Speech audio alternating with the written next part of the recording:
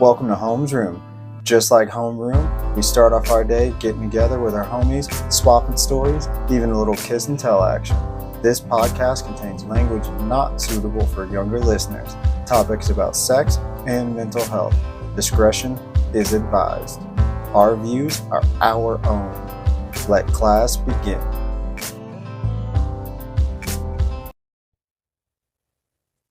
Welcome to Homesroom. It's me, Holmes, and my lovely co-host. Hi, co-host. Hey, what's up? Official co-host. No, yeah, official co-host. And I love that you said official co-host because today happens to be Monday, which the episodes come out on Monday, and I would hope you all know that by now because how could you not? But the episode of Homesroom with the Substitute dropped today. And I love that episode. I love the questions that you asked because I didn't know what to really expect.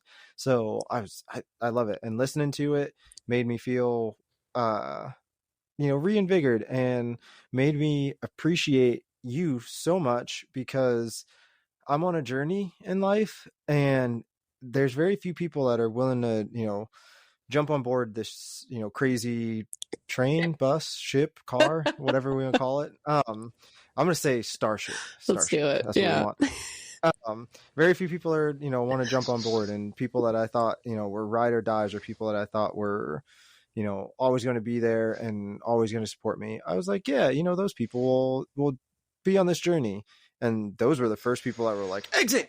So, I'm glad that you are crazy enough to find me interesting enough to hang out every week, and we've been able to do this consistently, and I appreciate it so much because I look forward to it.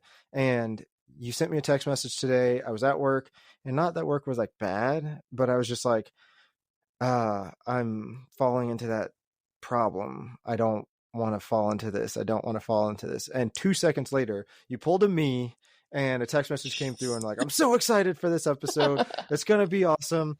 And I was like, I friggin' needed that. I'm not going to respond to it now. So it's going to seem a little weird that I didn't respond immediately, but I just had to like wait to tell you in semi-person, whatever we want to call this. So thank you for that. No, I felt it though. We cleared out the Google Docs. It was super cluttered with all our past notes of past episodes or whatever. And the 3 bullet points that you put for today's episode are absolutely insane. And I literally read them and I was like, oh my hell yeah, I'm so excited to talk about these. But, just before we were recording, again, thank you so much for letting me be your co-host and do all this, just like you said, this is something that I look forward to every week too. So super excited for this freaking episode though, man. I gotta tell you. Good. And hopefully everybody out there is excited for Mondays and listening to this every week and getting to join us talk about stuff. Like today, there's no topic-y topic. So what I have, I guess, is basically like female sexuality, content, oppression, your viewpoints, my viewpoints, whatever kind of thing. I titled it in this web browser as female content because I don't really have a title for it. So I don't have a catchy, Homes Room with in mind yet. So that's what we're going to call it. But before we get started on those actual topics, I wanted to read something that like I see these a lot and it bugs me. And this is one of those things that like as a girl dad, I am concerned about, as a man in a society full of women, I'm concerned about, and as a ally and friend to at least 6 and this is trigger warning, kind of territory, but at least 6 friends that have been assaulted in some sort of way. I absolutely detest that this is a thing, but I'm glad that people are starting to make memes, posts, things in that regard. But yeah, so I'll just jump to it. It says men talk about the friend zone a lot, but sometimes there's a weird vibe with that, and I think that this is like the perfect embodiment of what that sentiment is.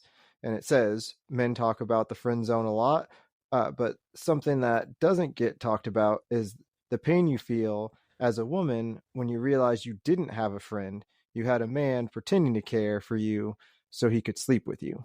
And that just like hit me square in the gut, because it shouldn't be that way.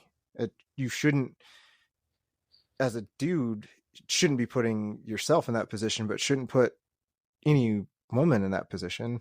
And it's unfortunate. And I want to get your opinion on that. Uh, as soon as you say that, I think been there, done that. Yeah. There have been several relationships in my life where, especially working in a male dominated field, where I feel like I have put time and emotional effort into bonding with, a man or somebody who I thought was a friend. And it all kind of boils down into a moment where they hit on me and I don't reciprocate because I've been in a happy, healthy marriage / relationship for over, almost 10 years now. God, I'm old. Fuck. Yeah. And, I will be myself and deny or tell them as the kids call it these days, friend zone them, and it instantly turns into a relationship of spite where you either it is a whole fun dynamic of me being an outgoing and loud personality, to where I have had experiences in the past where men have felt like, maybe I have led them on because I'm being myself and being a loud personality and wanting to, engage with them in a certain emotional level. But then as soon as I friend zone them, it is like, oh, well, fuck you, bitch, kind of thing. So it's been an interesting dynamic working specifically in a male dominated field. But, I'm thankful for the male relationships that I have where that doesn't happen. A lot of it is more so less gender based, but more age based. I've talked a little bit about this on my Instagram, where I have a supervisor who says, you just have that old school work ethic. And I'm like, well, why does it have to be old school? Like, can it not just be work ethic? Yeah, I have So a good work ethic. Yeah. So I've felt that both professionally and personally, where, men in my personal experience have felt like I've led them on by being an outgoing personality, and as soon as I friend zone them, it's like, oh, well, fuck you, bitch, kind of thing. So I'm thankful that you bring that up, just because it is a very interesting perspective, especially to kick off this episode. Yeah. I have a lot of big thoughts about what you just said, and I think that it's something I've heard before. And I think I just had this conversation with one of my friends who is a listener, and we talk about episodes to talk about all sorts of stuff. Former teammate and coachee of me, coaching player I coached. I think that it becomes a situation like I'm on the opposite dynamic of that, where like I think people, especially women, tend to trust me more and feel safer around me because I'm married and have been married for so long. So there isn't that like fear that I'm just, one of those guys that's like putting in this much effort just to like later on be like, hey babe, Yep. like that's not a thing that I'm going to do. And they tend to start getting, and this has gone both directions, I guess, where like we've become like more solid friends afterwards, or we just stop being friends, where people start being like, oh, I thought you guys maybe like liked each other, or I thought maybe there was something going on, or, you know, remember you're married. And I think that that's where it's like other people putting that kind of twist on the relationship Matt, that is it isn't so there. hard to forget that you're married though? Yeah, right, exactly. And that's what, like I said, it blows my mind. And then, you know, there's, like I said, there's a safety in the fact that, you know, I have a family, and, you know, I'm not, there's no, it's just me supporting a friend. It's just me being your friend. And when I care about somebody, I genuinely care about them. And I think that it becomes a, you know, like I said, for you on that side of the line, it becomes you're just being you.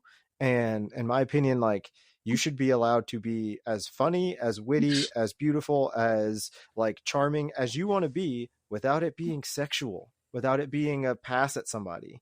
That's just my 2 cents on it. Fully, absolutely, of course, agree with that. It is a fun dynamic where being an outgoing personality, specifically working in the law enforcement field, and I had a super interesting conversation with my sister kind of recently where we had a conversation about pretty privilege. And Mm-hmm. I've always been an outgoing personality.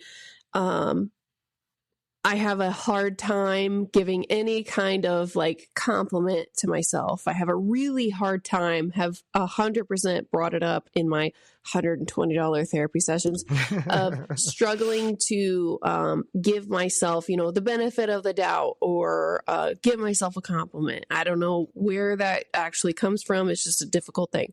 And essentially I told my sister, like, you know, my daughter is adorable. I feel like she gets kind of like pretty privilege at preschool just because, you know, she's an asshole sometimes and a hellion. And I feel like her teachers adore her because she's pretty. You know, and I'm kind of struggling with that just because I don't feel like that's anything that I've ever dealt with. And my sister was like, hold the fuck up. Excuse you. You absolutely had pretty privilege in high school. And, you know, of course, I was an outgoing personality in high school, just like I am kind of now. She was the one that was kind of more reserved. We were only like a year and a half apart, and she was in high school when I was in high school. So we had like the same social circles and all the things. So I say all of this just because I feel like men will look at you, look at your face, draw certain conclusions. I have had a really difficult time proving that,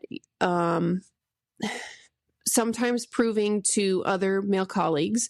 I had a male colleague say, oh, well, you and this specific agent or whatever, he's your teddy bear. And that's the only reason why you guys have such a good time or such an easy time, like investigating violent gun crime, where I'm working out of and all the other things.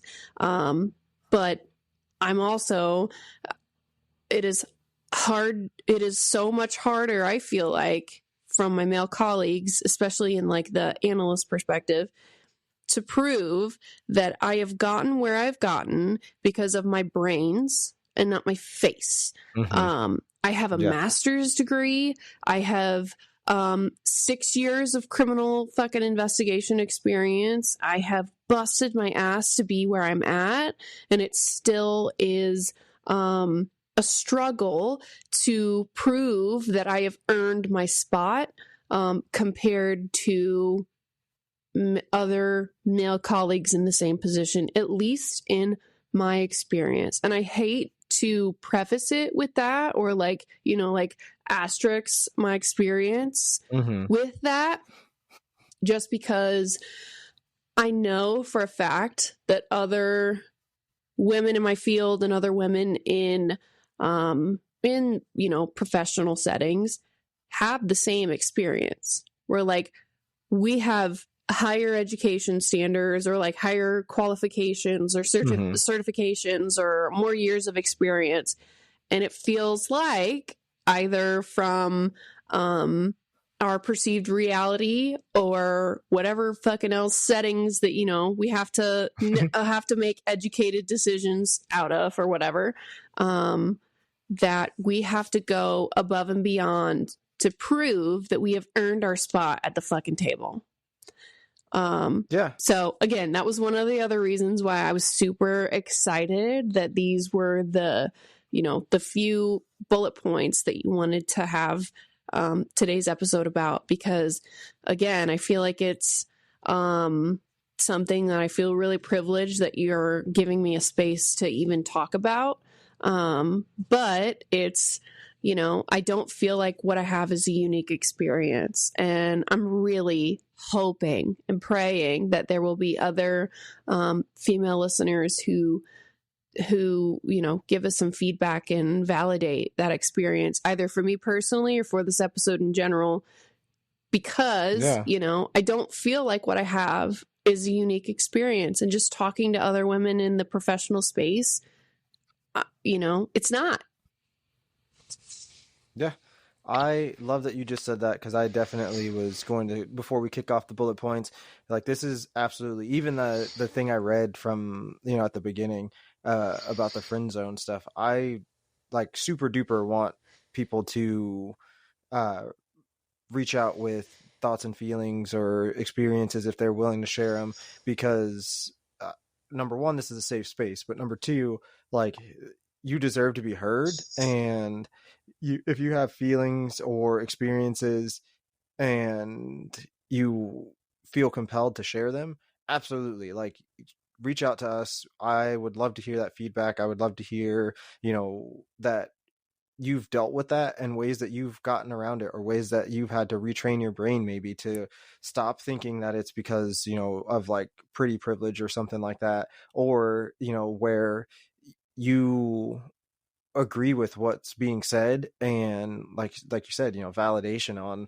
this episode or a feeling you have. Because with this topic, it just becomes like, I know what my feelings are as a guy and as a girl dad, but like, honestly, this is one of those conversations that like I'm gonna have something to say, but mostly I just want to sit back and shut the fuck up and, you know, hear what your opinion is, because I don't get to pick the brain of somebody who is as educated, as opinionated, and as accessible as you are about stuff like this. Matt, this would be often. such a So boring fucking episode, though, if it was just me and my opinion. So please, I hope you give us a little peek into your perspective. Specific to like this topic, you know, I know you've talked about your daughter who is, you know, super artistic and, you know, all that. mm-hmm. What do you hope for her as she starts to go through, you know, higher education and into the professional space as an artist? Honestly, I hope that her work can speak for itself. That was work and speak getting blended. I hope that it speaks for itself. And one of the things that I really don't want to happen is I don't want it to be one of those things where, you know, she gets pretty privilege or she gets through doors. But at the same time, if she's doing the work and that's the thing that gets her the conversation, but her work still speaks for itself, sometimes you gotta take a little bit of the, you know, the medicine with the sugar and do what you have to do. But like I said, I hope ultimately she doesn't have to deal with that. And I hope that when it comes time for her to make decisions in her life, there's not a guy trying to hold the gate closed. I hope that it's, you know, somebody that is just there to help her out, no matter what gender they are, no matter what they identify as long as they are there to actually support her and not gatekeep for any reason. That's what I want. I love that. Of course, obviously, hope for the same thing for my kids. Yeah. A side note to that, I'm the dad that went to Ulta to get the new the Good Dye Young Haley Williams brand hair dye because she wants to dye her hair, and I heard about how good it's supposed to be for the environment and for your hair, and it's vegan and like all that kind of stuff. So like I wanted to get, you know, a good brand. What color So I did was you the let only her dude dye your hair? It's currently teal, but it's about to be Oh my purple. God, So please send me it's a picture. I want to see that. And I want to dye my hair a crazy color. So maybe I'll just have to like live vicariously through your daughter. yeah. So I think she's doing brown on the top and then purple at the ends, or she's doing purple at the top and brown on the ends. Badass. I don't remember. Badass. Yeah, yeah. So, but I'm that dad. So like I want to support her in her individuality as much as possible, while showing her that like even though I'm your dad, I'm still brave enough to be here next to you in these I love situations. it. And I did have to ask where the hair dye was because it was in a stupid spot. All the hair care products were in the back corner, but then the dye was in the front corner by the registers. And that just like, who sets up a store like that? Fix that, please. Anyway, we stand a dad who's willing to navigate Ulta for his daughter. I love it. Yeah. So changing gears into what we got going on, like I said, female sexuality. First thing I want to ask you is, like what is your viewpoint on the way that like female sexuality in any form, whether it's like Instagram posts, whether it's just being able to have a conversation with a friend, or even on a podcast, what do you think society is looking at that? Like, does it still, in your experience, like, don't ask, don't tell, that's not ladylike, don't talk about it? Or do you think that it's easier to talk about now, or easier to access and not feel as strange about it? I think female sexuality, specific in the context that you asked me about, women have so much more freedom to express their sexuality than men do. Mm-hmm. And part of that taps into some of your other bullet points that we're about to get into, but, female expression of sexuality is, first and foremost, let me just address that, being born and raised in a super red, county of the Midwestern Bible Belt, didn't do a whole lot for my education about female sexuality. I'm super thankful that I, took the leap and moved to 2 different parts of the country that are super, diversified on the concept of female sexuality, or, all things, specific to where I was born and raised. So part of this comes from later in life education, making friends that, maybe have different viewpoints on female sexuality expression. So part of that is a little bit of a backpack of, going out and, loving on people that have different viewpoints than I did maybe, growing up. Highly encouraged for everybody to do that, because Kaitlin, 5-10 years ago would have answered this a lot differently than who I am today. And I'm so proud to be able to answer this in a different way now. I feel like female sexuality has a whole lot of more leeway than men sexuality expression has, just because there's so much like stigma attached to male expression of bisexuality, being gay, all of the things that come with all of that. I am so encouraged by a lot of the online friends. I think in a prior episode, I, talked about my Discord friends that I made that Matt, I actually get to meet in real life, a lot of them, later on this month in LA on a trip. So I'm so excited, but, embracing vulnerability and putting myself out there.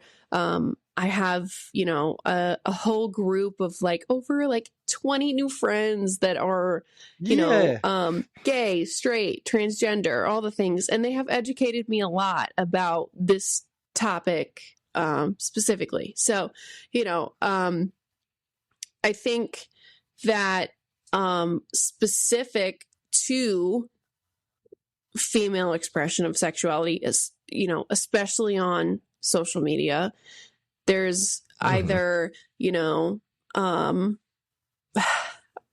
I don't know how to tiptoe around this, so I'm just gonna like, put it out there. Yeah.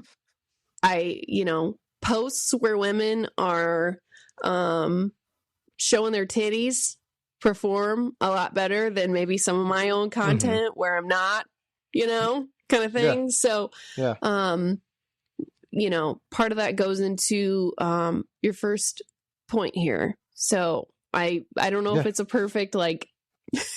That's what I segue was going into to ask. If you that. just want to jump in straight in. Yeah. Just jump straight Let's into that go. one.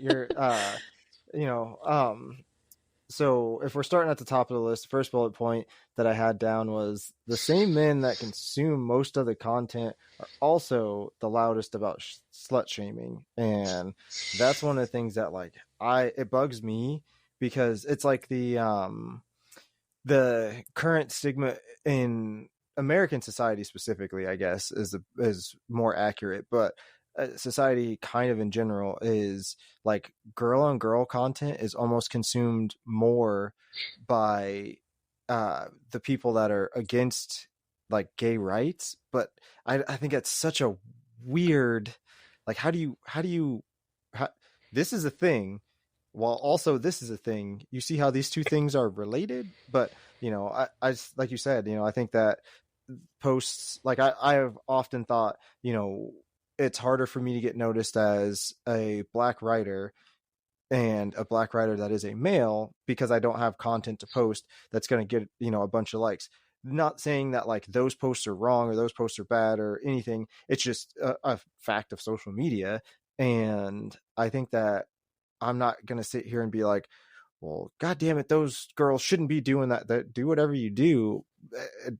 But also the guys that are out here like, well, that girl is this and that girl is that because of that are also sitting here like double tapping every post they see. So I think part of it comes down into super supportive female, kind of thing of like, chase your bag, bitch. If you want to show some titties yeah. and some ass to, drive traffic to your OnlyFans and, Mm-hmm. get a couple thousand more subscribers, chase your bag, bitch. Let's go, Yeah.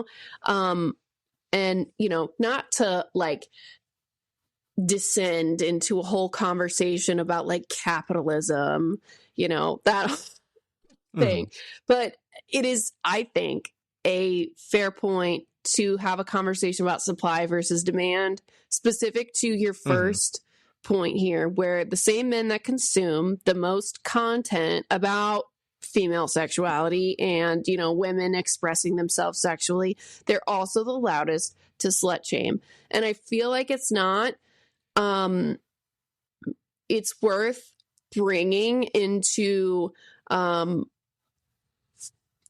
element of this conversation has to be, in my own personal opinion, the whole alpha bro, gym bro kind of mentality of a high value female. Mm-hmm. I don't know if you've heard too much about a high value female. And again, we don't need to fall into the whole depths of fucking Andrew Tate and, all the other alpha bros who have certain ridiculously dumb opinions about a high value female. But I feel like a part of that is 100%. They are the largest consumers of expression of female sexuality, whether it be on social media, whether it be on, adult websites, whether it be, Mm-hmm. whatever format, all of the things. They are the loudest to slut shame. And honestly, I love that this is the question that you had because I do not have a concrete answer for it. No, yeah. Yeah. Um well, good. I like stumping people, and I just want to say every time she said high value female, she did use air quotes. She said it sarcastically, so hopefully it comes across that way, but definitely use air quotes. I have not heard that term in terms of like I'm familiar with it. I have heard it in the fact that I have heard it before, but I also don't subscribe to that because I'm one of those people where like every person is high value until they prove to me otherwise. So you start out with 100%, and then for everything you do that's fucked up, dumb, or insensitive, you kind of get knocked down some pegs. So that's just my view on everybody. I have the philosophy of everybody's a genius until they prove otherwise. So I don't know what you don't. I don't know what you know. I don't know what you don't know. You got to show I me all love that. it. So with that kind of thing, though, I agree, and I think that as a guy that has a social media, do you got a I definition? do.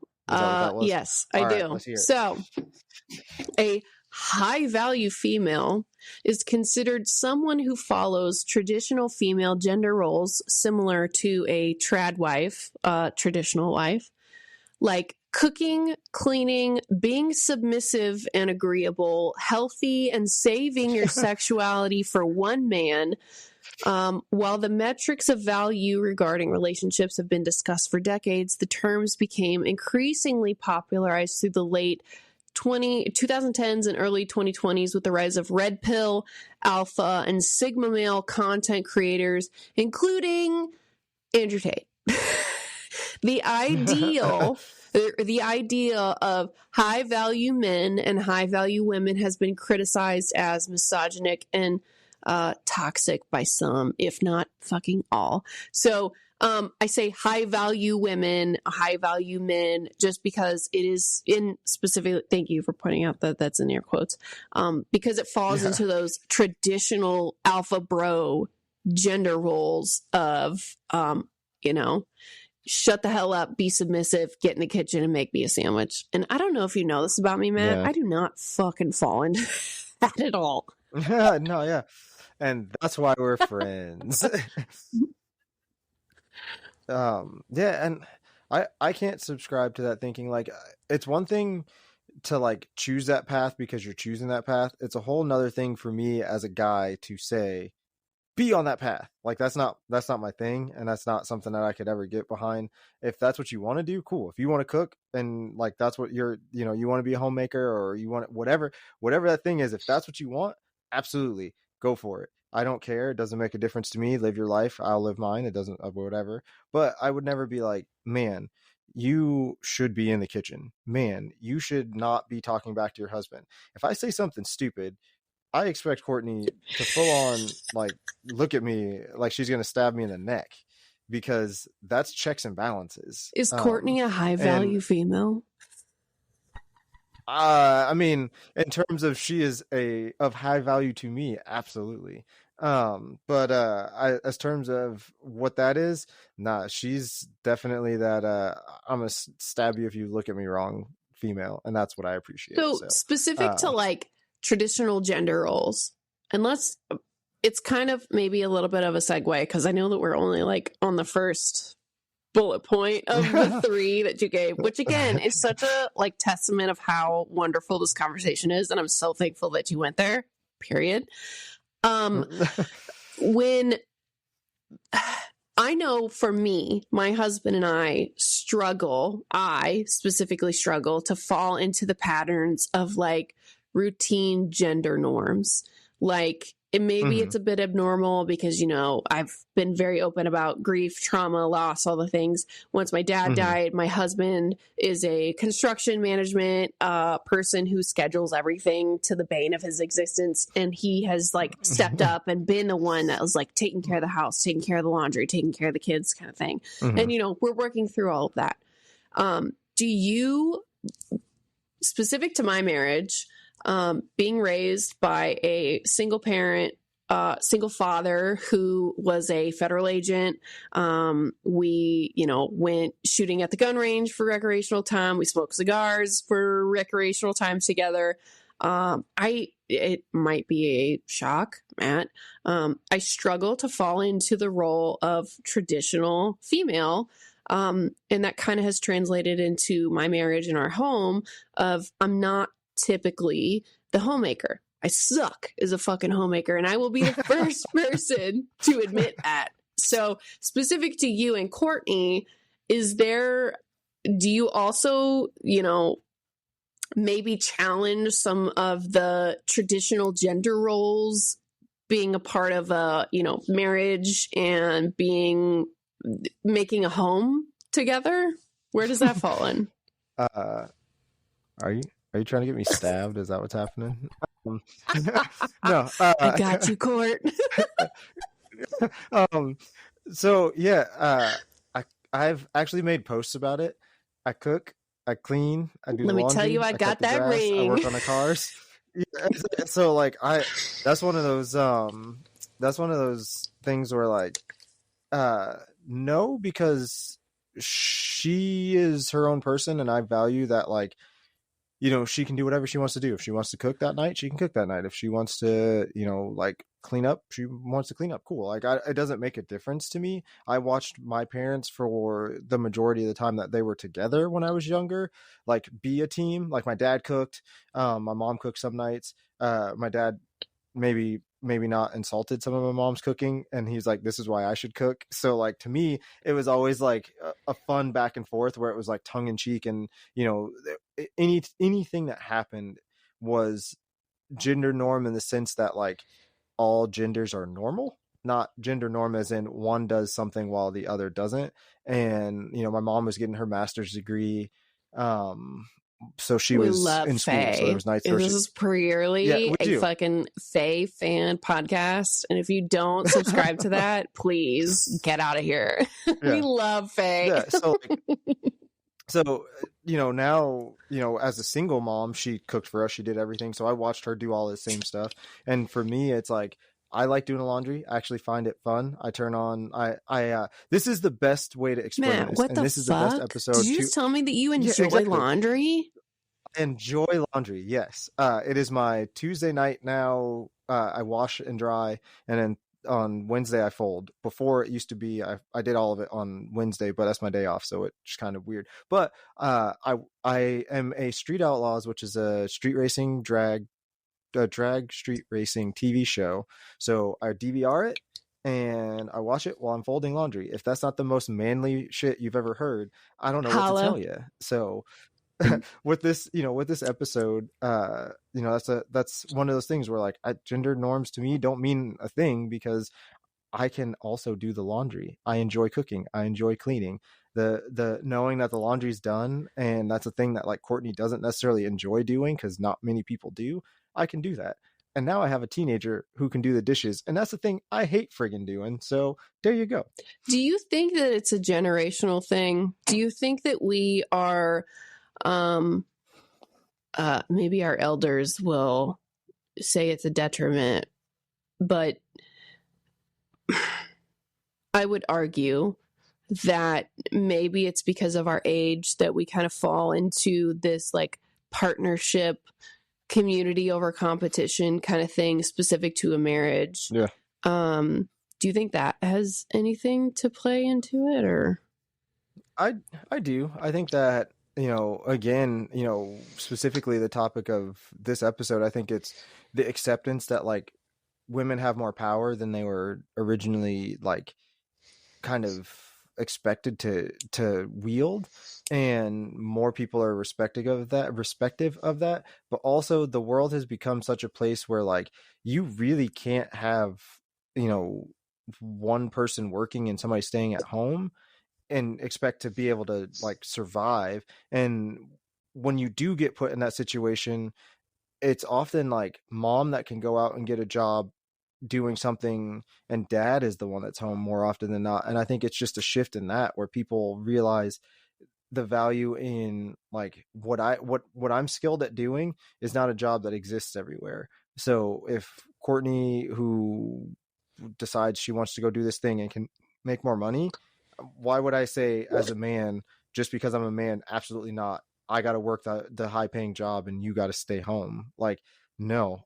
If you can make the money and I have to stay home, then like, you bet, and this is a thing that I do even now, even though we both have like full-time jobs, is when she gets off of work, most days I try and have dinner hot and ready when she gets home, and I time it perfectly so that it is, she's coming through the door and the last of it is coming off the grill or whatever. And that's just the way it should be, because regardless of who's doing it, it's showing that kind to her. And I appreciate that. I would assume that anybody coming home from a long day of work would appreciate that. That's just what it is. And in today's economy, who in the hell's fucking home can afford just one adult working a full-time job? Yeah, Jesus exactly. H.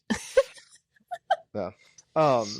So back to from this wormhole, we're gonna stick on a space theme because I said Starship earlier. Love it. Back from this wormhole, I think that, number one, we are an anti-slut shaming podcast, and if you can't get behind that, I think that you need to go back and listen to the episode with the Vixen, because I think that illustrates exactly what, the epitome of somebody that should be being slut shamed most constantly actually brings to the world. So you should not be slut shaming.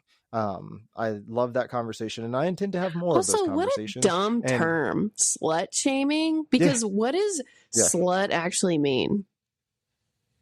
Yeah, I was going to look that up when I wrote that down, and I was like, you know what? I'm not giving that any, I'm not, it doesn't matter, because it's not, it's irrelevant. It does not matter. So moving on from that one, the next bullet point is women not supporting other women in the realm of sexuality. So like, this is something that kind of goes a good segue out of slut shaming, because I think a lot of women slut shame other women, and I think it's not even that they're trying to shame them because they don't approve.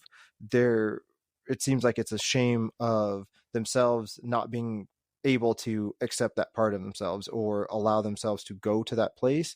And as a guy, I know for me, when I see other women supporting other women, especially in this is a purely, anecdotal observation, but if you have a homegirl that is like, yo, this vibrator is bomb, that's a homie because she cares about you in the deepest way.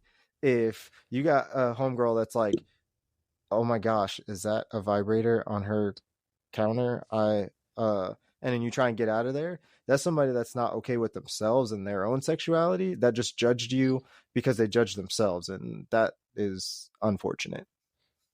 Period. Yeah, exactly.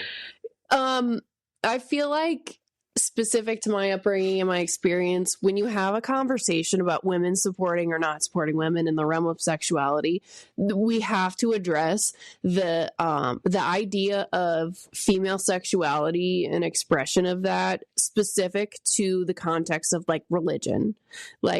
And honestly, if we want to go there, I have this same mentality about the controversy of abortion, all of the things. When you have a specific, opinion based in religion, that automatically undermines everything to me. And in my experience, other women that have been judging women with the female expression of sexuality, it comes from a place of religion of, oh, well, the specific ideal women, what is it, like fucking Proverbs 31 kind of woman or whatever the fuck it is. Yeah. When you have a foundational assumption of somebody else based on religion, first of all, America is not a Christian country. We're not a Christian nation, period, point blank, separation of church and state. So if that is where you're at, hard stop, period. I feel like for some women, not supporting other women, I don't know if you've ever heard the name Adrian Chechik. She is a adult porn star. She's adult, whatever, adult performer, I guess. I was introduced to her because I watch Two Bears, One Cave and love all things, adult, comedy. So Tom Segura, Bert Kreischer, Christina P., all of the like super crude comedy. That's what I love. I could see some women, first and foremost, judging her because they feel like they cannot express themselves in the same way.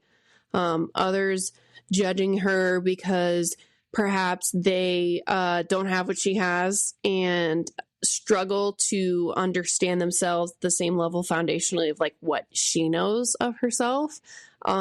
at the end of the day, when you embrace your sexuality, whatever that looks like, because I don't know if you know this about me, Matt, I'm not fucking showing titty pics on the IG, you know, that's maybe like not my vibe. But that doesn't mean that I'm in a place to judge other women who do that. And that's how they choose to express themselves. When it comes down to it, I feel like we are all, just trying to find love and acceptance. And if somebody else's journey is different than mine, who the fuck am I to judge them for that? Yeah, absolutely. So I guess as a female, that is my personal perspective. But at the end of the day, no matter what the hell the difference is, I am of the opinion that it is community over competition. Like, if you want to show some titties and some ass on the IG, like, and, do that, chase your bag, bitch. Who the hell am I to tell you that that's not, right, wrong, and different? And if the same men that are going to consume that content, but also be the loudest to slut shame you, like, chase your bag, bitch. Let's do it. I will 100% be your biggest cheerleader. Yeah, I agree. I think that's one of those, for me, like, I think I find it really interesting that people are like, oh, they're putting as little effort in as possible because they're just getting by on, showing skin or whatever. It's like, I don't think you realize the amount of effort that goes into modeling for these pictures. The amount of, like, you might see one picture, but there was probably 37 taken and then at least 29 of them edited. And then of those 29, you only see these ones because those were the ones that, like, made the most sense to use. And on top of that, that's a daily grind. That is not something that you just get to, like, turn on and turn off.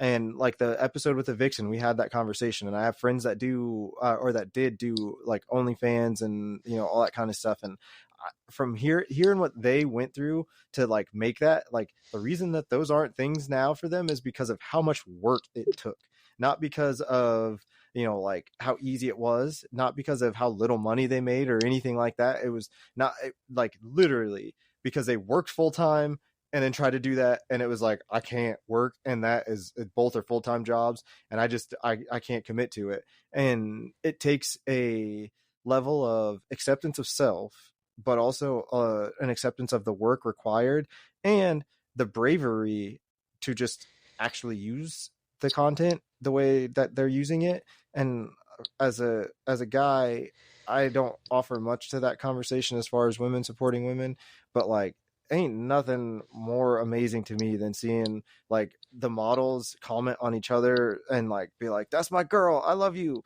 or, whatever. Like, even if it's, like, they don't know each other, like you were talking about before, you're getting to meet people that you don't, you haven't met because they're online friends. We are online friends. So, like, how is that any different than that? And I think that that's amazing. Like, I want to see that support. That's what Homes Room is about, is supporting people no matter what their walk is, no matter what's going on. If we can have a positive conversation, a positive, thing, you can learn something, I can learn something, you tell me something, or, like, shit, you put me on a pose that I didn't know that I could do because I didn't think about doing it, or a company that puts out, like, lingerie sets, or harness sets, or whatever thing, somebody's got an Etsy who's an ally, and that's their gig. And if you take pictures with their stuff and advertise them, you get them some note. Like, who the fuck are you to sit here and be like, no, don't do that, like, that's not what we want. No, get the fuck out of here. But Matt, you talk about self-acceptance, like, we're all ready to have that conversation. That is perhaps exactly. That's one of the, in my personal opinion, as somebody that is still fucking struggles with this 100%, it is the largest act of rebellion that you can do, or the most, insane thing that you can do, to have radical self-acceptance. And again, I feel like when we're talking about women not supporting women in the realm of sexuality, some women are farther into that journey of radical self-acceptance than others are. And if you're not caught up to that person, you have no idea what their perspective is, and you cannot relate to their, idea of posting a bikini pic on the IG.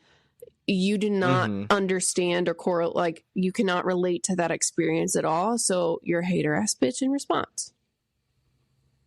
Yeah.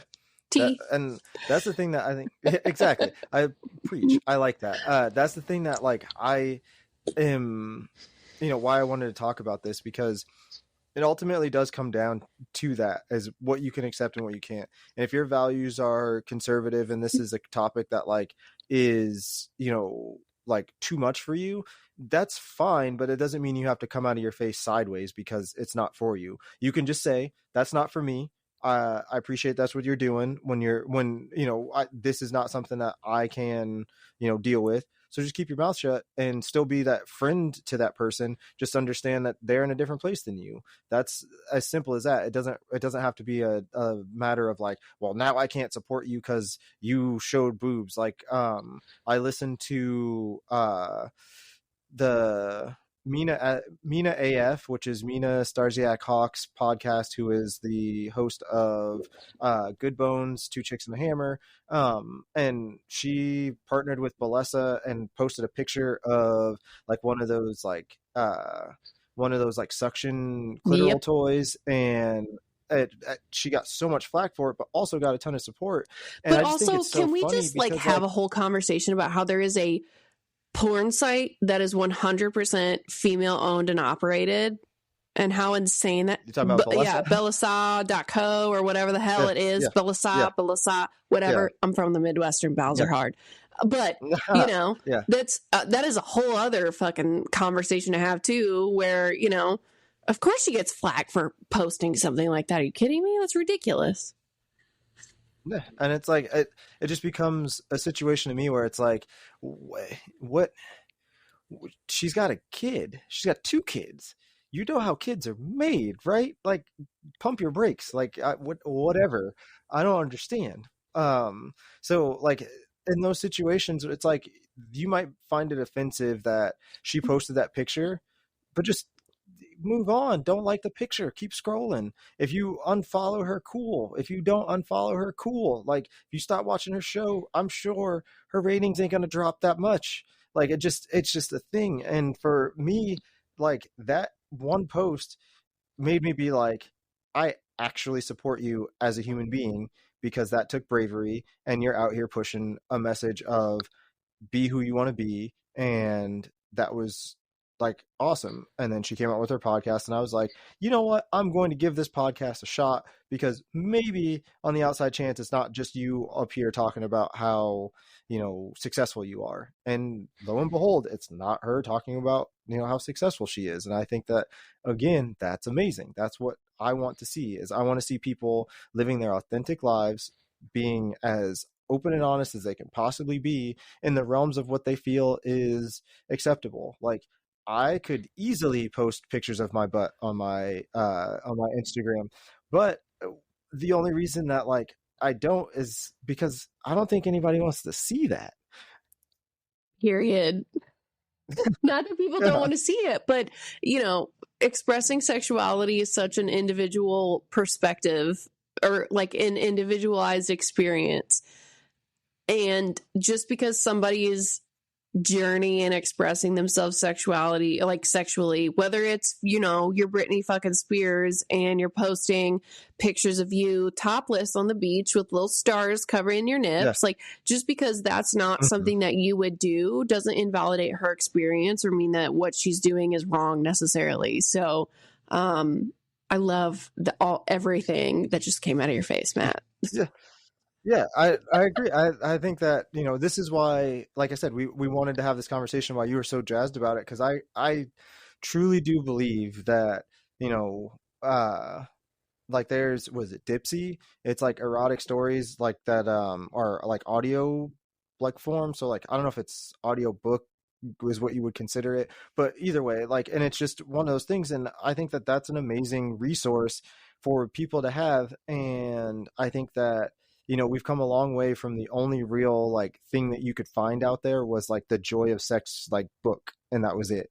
You know, there's people that are out here that are, you know, producing educational content on stuff like that, that are producing, you know, how to better feel, you know, your personal connection to sex, how better to understand your physical appearance and, you know, become okay with it, how to express your care for another person in that regard.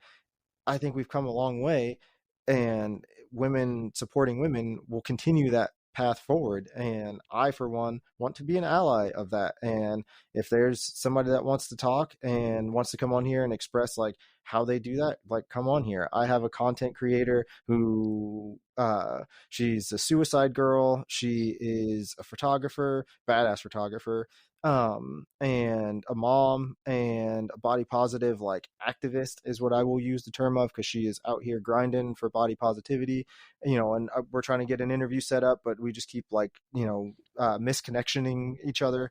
But like, I want people on here that want to talk about that, because like, it's a message that needs to be heard.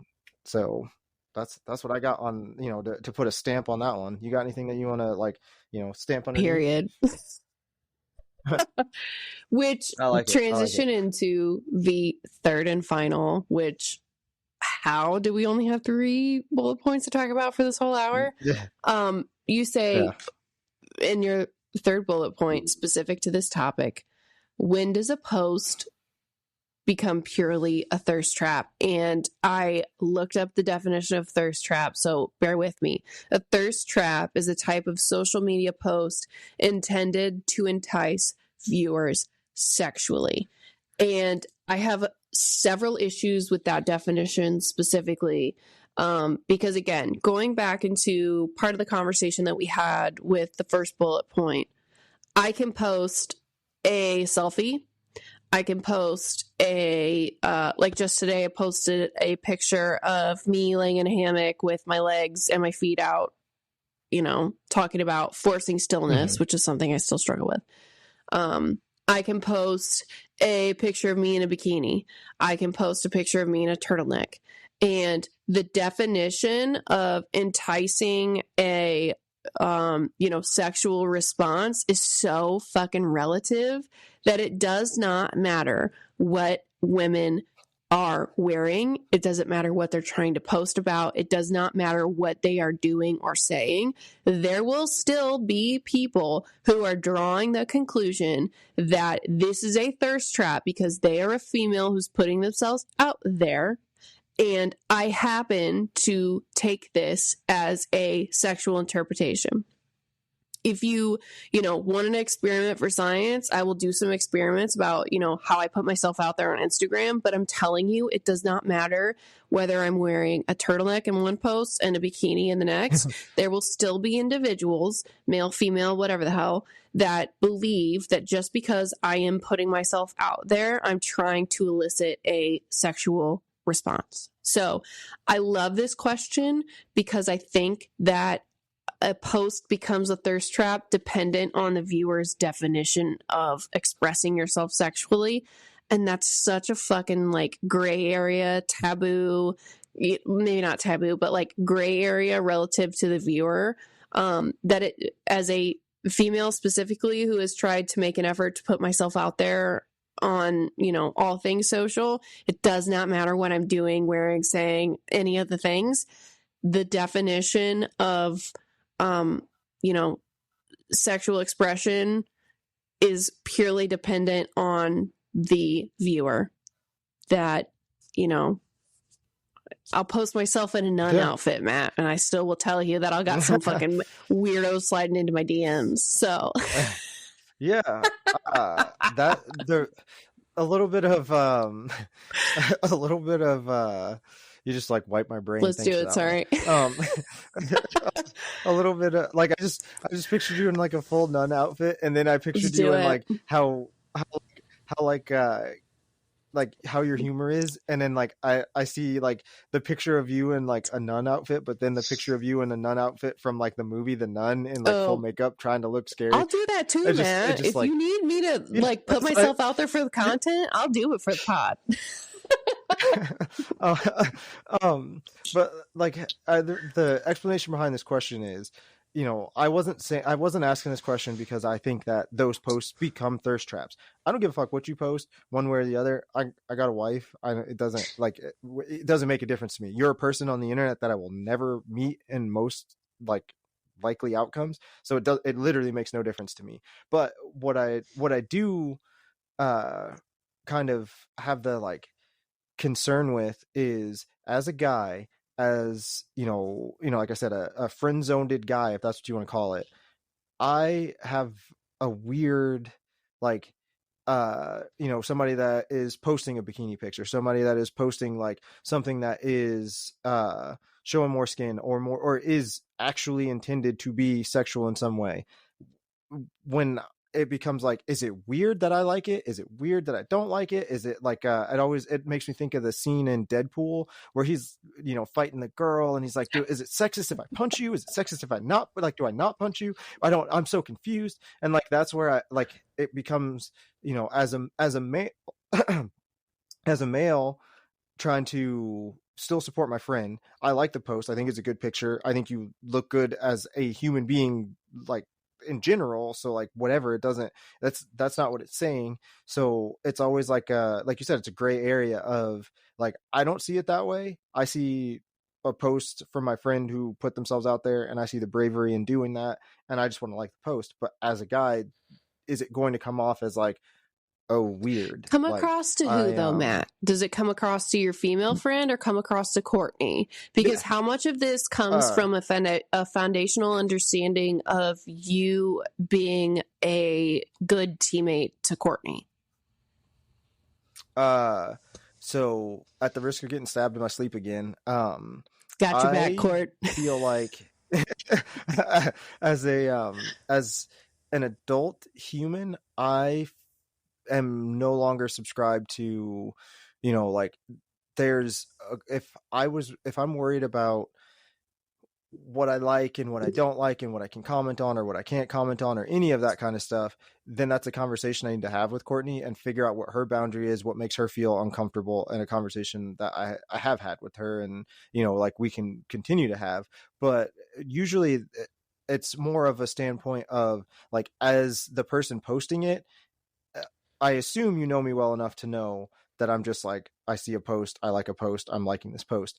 And I want to make sure that it's being received that way without being like, hey, is it cool if I like this post? Cause like, I'm not trying to like, I know I'm your homie. That's not that thing, but is it okay? Cause I'm more worried about coming across as, like you said, we don't really like the term thirst trap, but like somebody that is thirsty and coming to, sip at said thirst trap. Sip at said thirst trap. Damn. I have never heard that string of words together, but it makes total sense as you say it. Yeah. I don't know off the top of my head. I love it.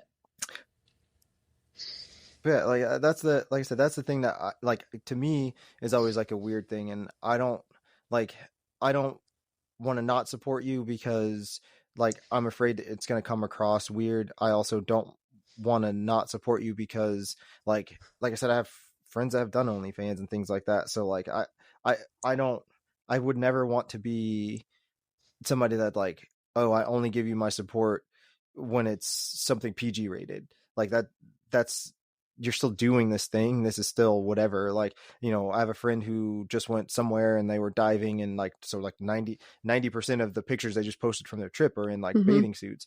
And, it's like, I as a man shouldn't feel weird liking that post in my opinion.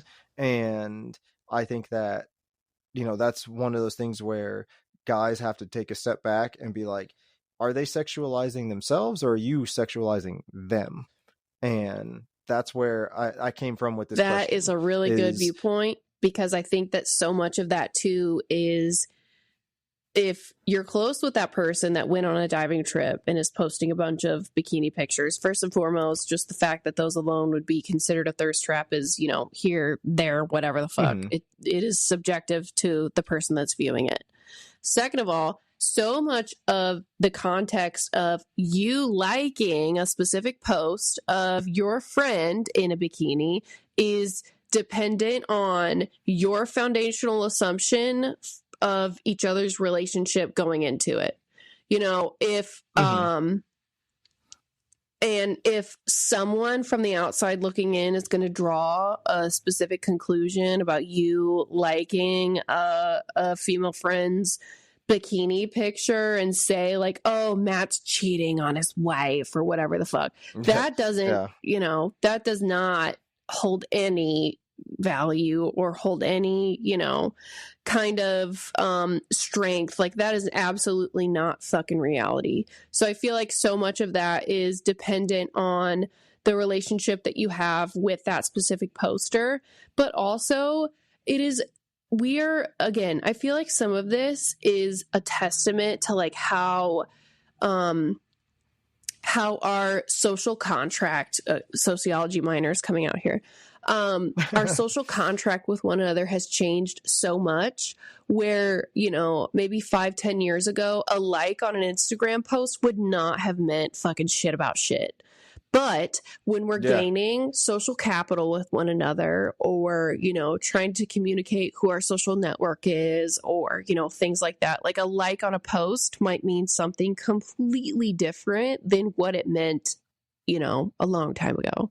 So I think that specific to the female perspective, the high value female perspective, if, you know, you do you on your Instagram, Matt, because if you and your wife are secure in your marriage and secure in your relationship with one another and your partnership in one another, it shouldn't really matter specifically if you're, you know, liking another friend's post from her diving adventure and she's in, you know, bikini pictures, because again, thirst trap is a relative term.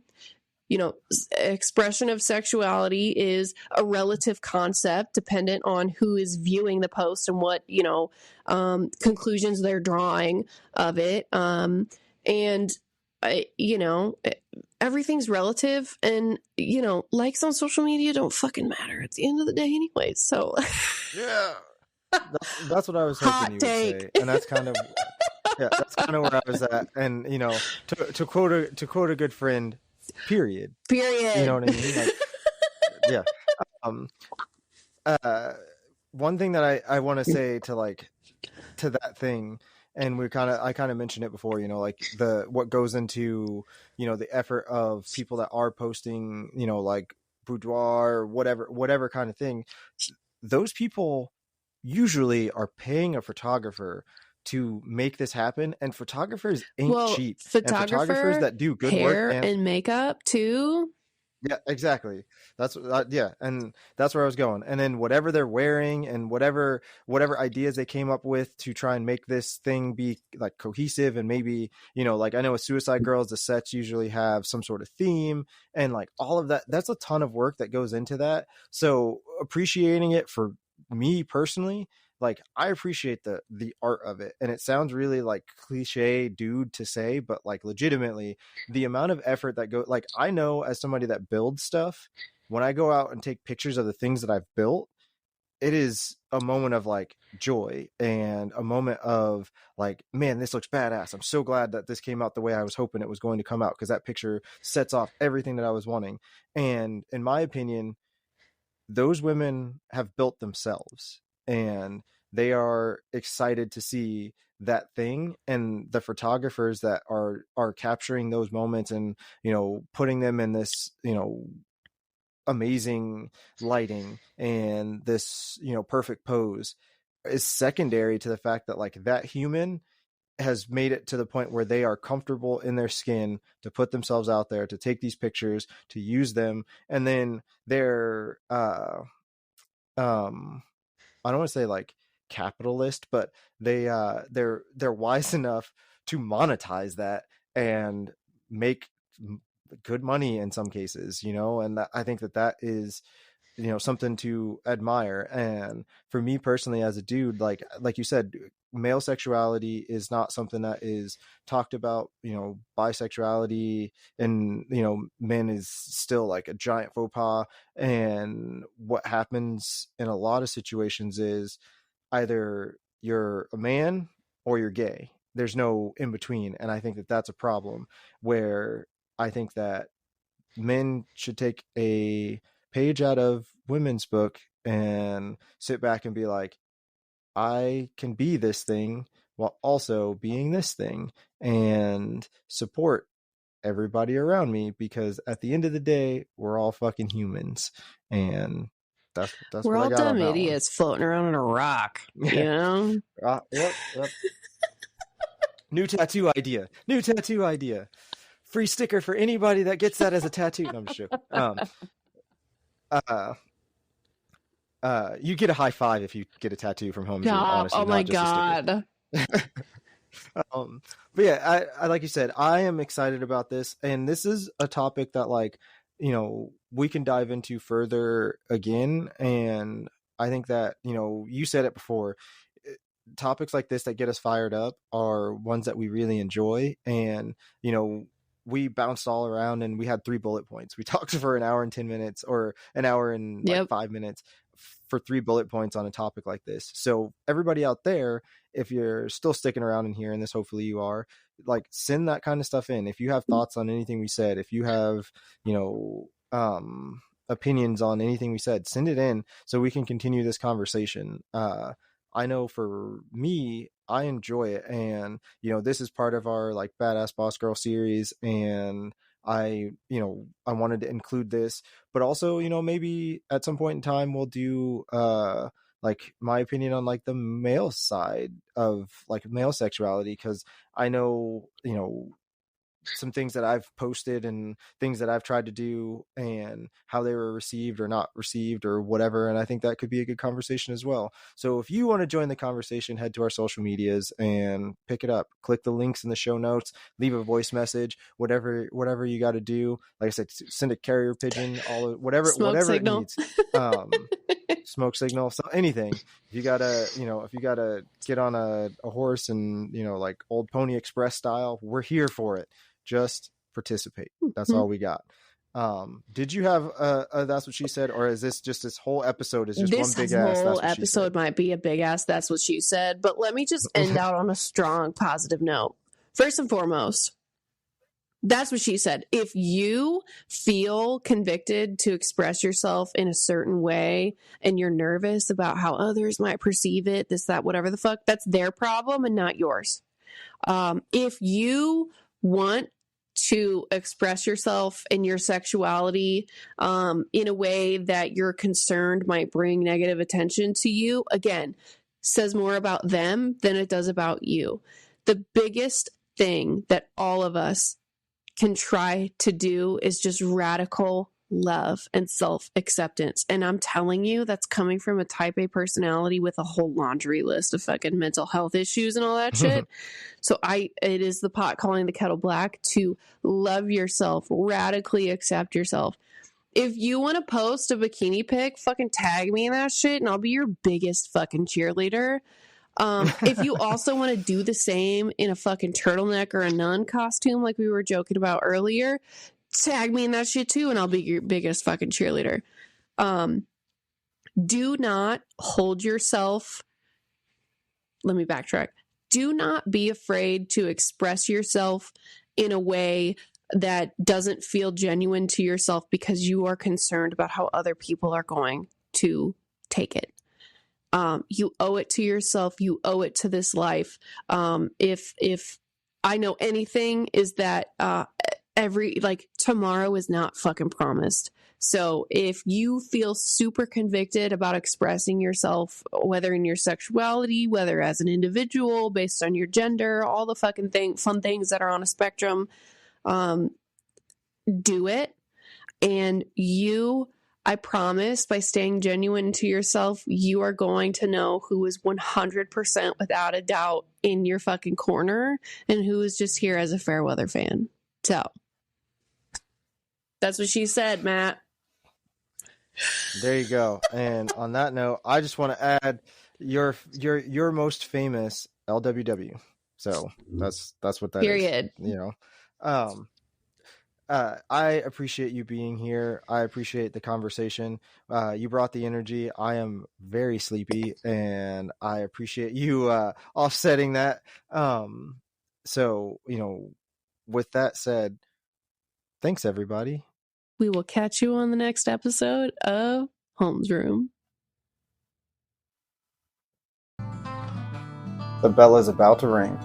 If you want to drop us a voice message or simply ask a question, you can do that by clicking the link in the show notes below. Be sure to leave us a 5-star review. It helps more people find us. Theme music by Kinsey. More music available on Spotify. Remember, every day is a class. Go learn something.